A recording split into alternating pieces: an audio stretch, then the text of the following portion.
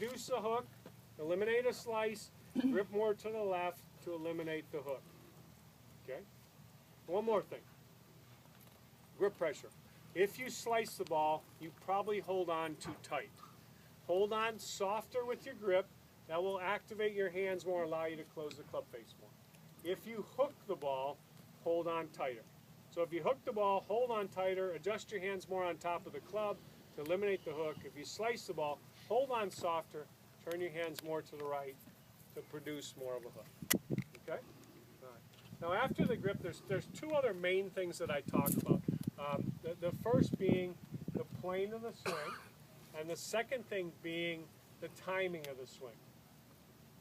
Everyone has a certain plane or angle that they should swing the golf club on.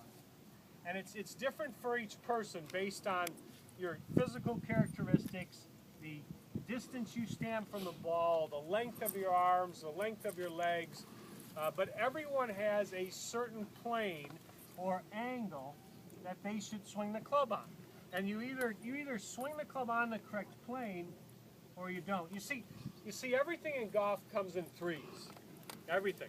You know, when you hit the ball, it either goes straight, it goes right, or it goes left. It either flies straight, it curves right, or it curves left. You hit the ball too high, too low, or you hit it the right trajectory. You know, you hit too much ground, not enough ground, or the right amount of ground. Your grip is neutral, it's strong, or it's weak. Everything is in threes. So same thing with the swing plane. When you swing the club, you either swing it on your correct plane, or you don't. If you don't, you swing it on too upright a plane, or you swing it on too flat of a plane. Those are the only options. When you look at the swing plane, it's made up of two elements, and they are both directly related to the golf ball and where it is when you're hitting it. The first thing is that I am standing to the side of the ball. I'm over here, the ball's over there. Anytime you're in a side-on situation, you swing with an arc. So the correct arc of the swing goes around in the backswing. It hits back to straight when you get to the ball. It comes around again in the through swing. And when you swing the club on this arc, it gives you your best chance to square the club face at impact. If you swing the golf club on too much of a straight line, then the club face is going to tend to open. So a straight line swing, an upright swing, tends to open the face to the left and block the club to the right, and a flat swing tends to curve the ball too much to the left. So the arc of your swing, or lack of, controls to a great extent which way your ball curves. Now besides the fact that the ball is to the side of me, which dictates the fact that I must swing on the arc, the ball is also on the ground. Now because it's on the ground, when you swing the club, you must swing the club up in the backswing. You swing back down when you get to the ball, and you come up again as you swing through. So you're trying to combine the right amount of around in your swing with the right amount of up and down in your swing. And when you have just the right around and just the right amount of up and down, you have the golf club swinging on the correct plane for you as an individual. You have your best chance to square that club face at impact. Now the swing plane does two other things for you. First, it helps you to hit the right amount of ground. How much you swing the club up determines to the greatest extent how much you swing the golf club down. So if you swing the golf club on too upright of a plane, you are going to have a tendency to dig into the ground too deep. That's why there's a general lack of grass on most practice tees in America. It's not because everybody swings too flat. Okay? They go up too much, they hit down too much. Action, reaction. If you swing the club on too upright of a plane, it goes up too much, it's going to come down too much. Conversely, if I swing the golf club back and it goes around here, it doesn't go up enough, and guess what? If it doesn't go, I joke, I say this is one of the laws of gravity. What doesn't go up won't come back down. So if you don't go up enough, it won't come down enough. So how much you swing up determines how much you're going to swing down. Now ideally your club's just barely touching the ground when you start. You want to just kind of graze the ground when you come through. There's nothing that says you have to take a big divot. A lot of people are too concerned with taking a big divot. Here's a couple divots here that are just about appropriate. You don't want to necessarily dig a big, huge chunk out of the ground. For most people, the most important shots are their woods, their fairway woods, their hybrids, and that's more of a sweeping motion. A lot of great players, Jack Nicklaus, Tom Watson, they weren't big divot takers. So you can sweep the ground a little more, nothing wrong with that. Ideally, you want to catch the ball and then the turf. So you're hitting down just a little bit with the irons, but that doesn't mean you have to take a big, huge divot either. But how much divot you take and how much you hit the ground is dictated by, to the greatest extent, by the plane of your swing. Okay? The third thing the swing plane does for you is it helps you to hit the ball in the center of the face. And once again, you only have three choices.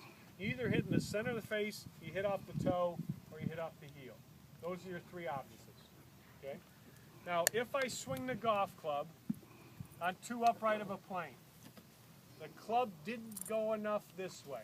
If it doesn't go enough this way, it won't swing enough this way. You see, it's action and reaction. How far you swing back behind you determines how far you swing out in front of you. Okay? So upright swings will always hit inside the ball and off the toe. Conversely, if I swing the golf club back here too flat, it goes in there too much, it's going to go out there too much, and that's where you get one of those shots that Webb Simpson hit at the Ryder Cup when he hit that shot off the shank and the hosel and it went over there to the right. Sometimes they call that a hosel rocket. It rockets over there right. A lot of people think you hit that shot because you said the word shank. But actually you hit that shot because you go in too flat, it goes in too much, then it swings out too much. So if you swing the golf club with just the right amount of arc going around this way and just the right amount of up and down, three things happen for you. One, you're going to have your best chance of squaring the club face. Two, you're going to allow your club to hit just the right amount of ground. Number three, you're going to hit the ball in the center of the face. Okay, and if you swing that golf club on the correct plane, these things are going to happen every single time. Okay? You swing the golf club up the right amount, it'll swing down the right amount. You swing it around the right amount, it'll square the face when you come through. If you swing the club on the correct plane, you'll hit the center of the face, and you'll do it every single time you hit the ball. You don't have to worry about the most ridiculous swing thought there is in golf. And the worst swing thought that any golfer could ever receive, you don't even have to worry about that, and that's keeping your head down.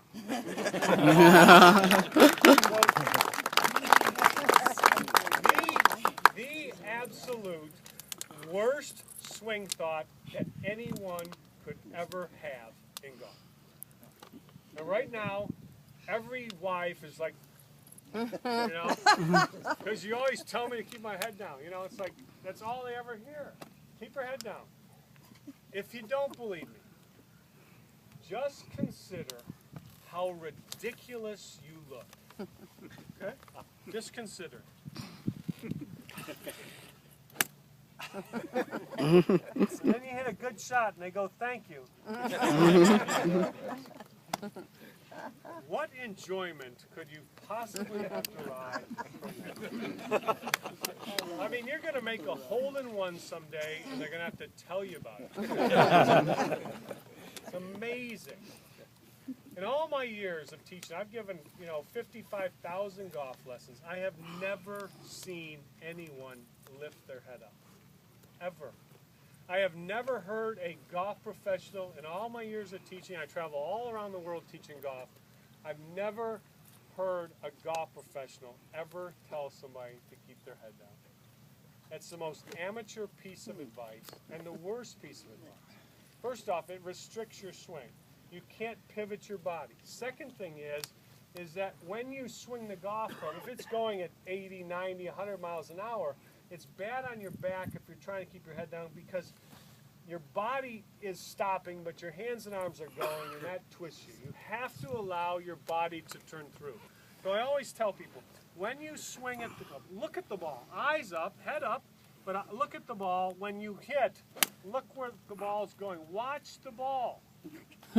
Keep your eye on the ball, meaning not looking down here at the floor, trying to make sure that what used to be there isn't there anymore. I mean, and I hate to tell you, but once you get to this point right here, if it's still there, there's nothing you can do. Right? So when you hit through, eyes up and watch the shot. Because one of two things is going to happen. You're either going to hit a good shot and you want to enjoy it, or you're going to hit a bad shot and you've got to go find it. You know, I golfed with my father-in-law a couple weeks ago. He's one of these head-down guys, staring at the floor, you know, all the time.